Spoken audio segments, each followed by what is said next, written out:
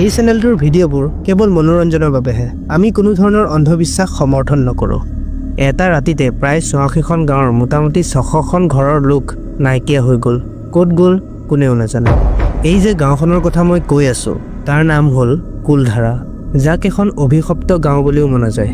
কি কাৰণ আছিল যে ইয়াত থকা মানুহখিনিয়ে এটা ৰাতিৰ ভিতৰতে এই গাঁওখন এৰি যাব লগা হ'ল?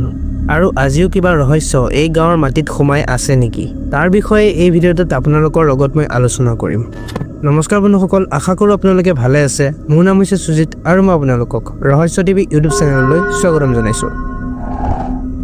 কুলধাৰা ভাৰতৰ ভুটীয়া ঠাইবোৰৰ নাম ল'লে এই কুলধাৰা গাঁৱৰ নাম দ্বিতীয় নম্বৰত আহে। যি এদিন সকলো সুবিধাৰে ভৰা এখন হাঁহি ধেমালিৰে ভৰা গাঁও আছিল, সেয়া আজি মাত্ৰ এক পৰ্যটকস্থলী হিচাপে ৰৈ গ'ল।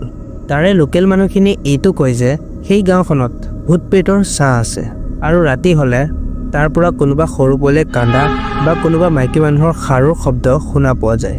ৰাজস্থান চৰকাৰে এই গাঁওখনৰ চাৰিওফালে ২ কিলোমিটাৰ দূৰত্বত এক বাউণ্ডেৰী বনাই দিছে আৰু এখন ডাঙৰ গেটো বনাই দিছে। এতিয়া তাত আপুনি দিনত ঘূৰিব ফুৰিব যাবতো পাৰিব, কিন্তু বেলি নমাৰ আগতেই আপোনালোকক তাৰ পৰা যাবলৈ কোৱা হ'ব। আবেলি ৪ বজাৰ পিছত তাত আপুনি ৰখিব নোৱাৰে। ইয়াৰ উপৰি তাত ৰাতি কোনো গাৰ্ডো নাথাকে।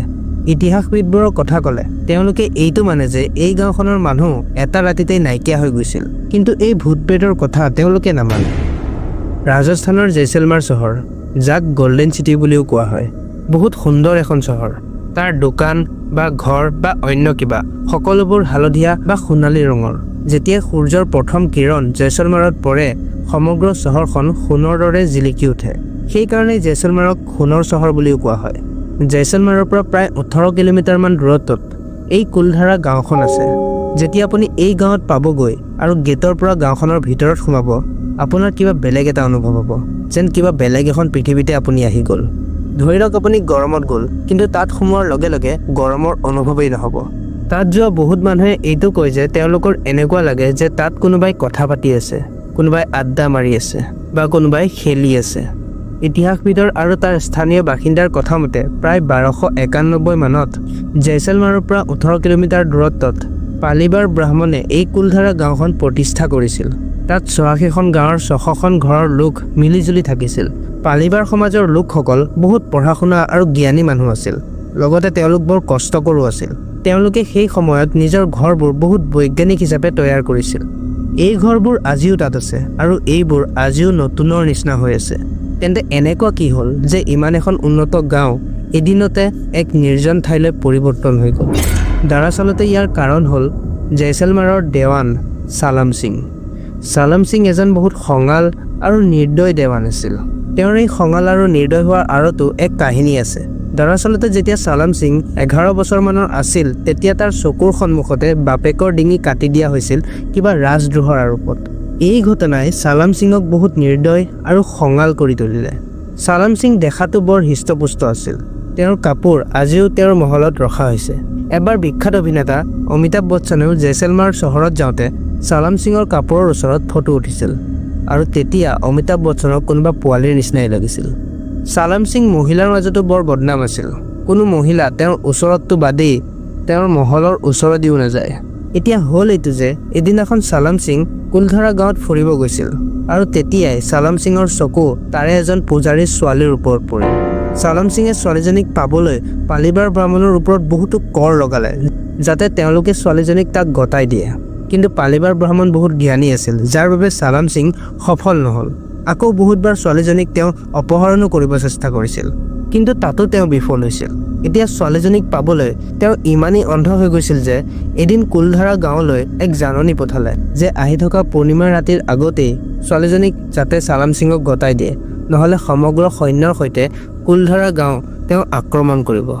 এই জাননী পাই গাঁওবাসী বহুত চিন্তিত হৈ গ'ল আৰু এনেকৈ এদিন ৮৬খন গাঁৱৰ সকলোবোৰ লোক লগ হৈ এখন মেল পাতিলে।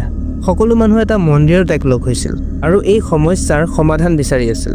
তাৰ মাজতে বহুতে বহুত মত দাঙি ধৰিছিল।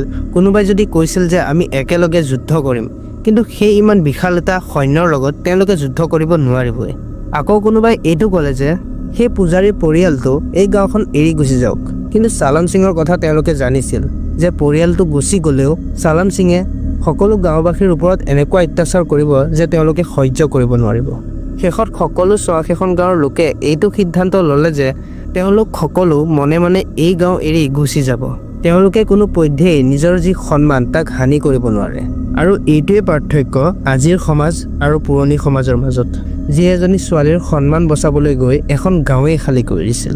আচ্ছা, এতিয়া তেওঁলোকে জানিছিল যদি গাঁও খালী কৰা অলপ সময়ো দেৰি হয় এই কথাবোৰ ক'ৰবাৰ পৰা হ'লেও বিয়পি পৰিব। সেইকাৰণে তেওঁলোকে সেই ৰাতিটোতেই গাঁও এৰি যোৱাৰ সিদ্ধান্ত লৈছিল।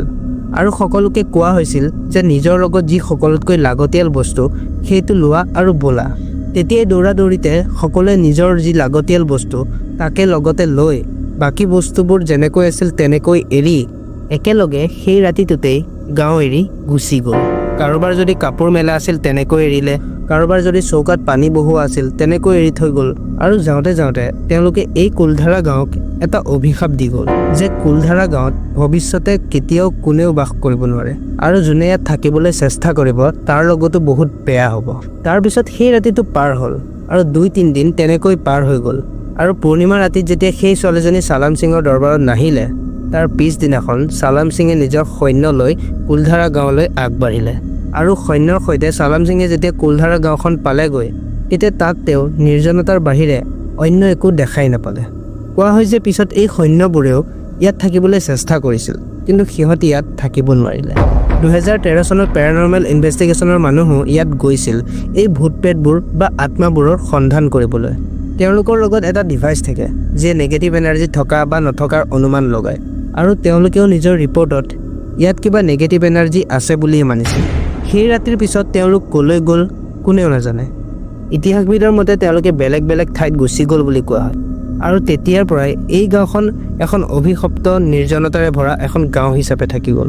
আৰু সময় পাৰ হোৱাৰ লগে লগে এই গাঁওখনত ভূত প্ৰেত থকাৰ অনুমান সকলোৱে কৰিব ল'লে। এই গাঁওখনৰ মানুহখিনি ক'লৈ গ'ল সেয়া আজিও এক ৰহস্য বনি থাকি গ'ল। আশা কৰোঁ ভিডিঅ'টো চাই ভাল পাইছে। যদি ভাল পাইছে তেন্তে লাইক কৰিব, ছাবস্ক্ৰাইব কৰিব আৰু ভিডিঅ'টো শ্বেয়াৰ কৰিব। আজিলৈ ইমানেই, ধন্যবাদ।